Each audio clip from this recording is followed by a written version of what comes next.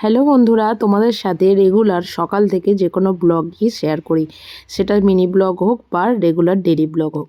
তবে আজকের ছোট্ট একটা ব্লগ শেয়ার করছি ঠিক সন্ধ্যার টাইমে।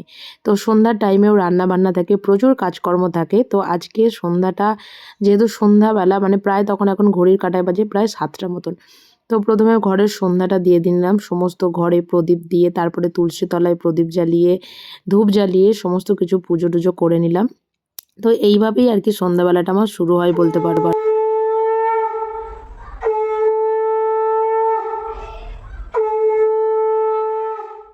সন্ধ্যা দেবার পরেই শুরু হয় রাতের রান্নার তোড়জোড়।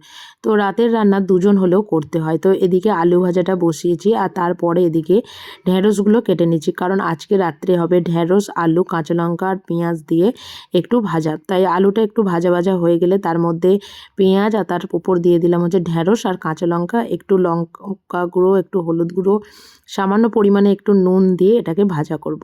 আর তারপরে এদিকে মেখে নিচ্ছি হচ্ছে আটাটা। এটা আমার রেগুলারের কাজ বললেই চলে আর কি। তো কোনো দিন সন্ধ্যা দেবার আগে আর কোনো দিন সন্ধ্যা দেবার পরে। তো তারপর দেখলাম বড়মশাই বাড়িতেও চলে এসেছে একটা বেলুন কিনে নিয়ে এসে, মানে এইরকম একটা লাইটিং, তো বেশ সুন্দর এনেছিল। একটু মোমো, সেটাও খেয়ে নিলাম। আর তারপরে রাত্রে রান্নার জন্য এদিকে রুটিটা, মানে আটাটা তো মাখাই ছিল। তো এদিকে আমাদের ডিনার পুরোপুরিভাবে কমপ্লিট। কেমন লাগলো জানিও।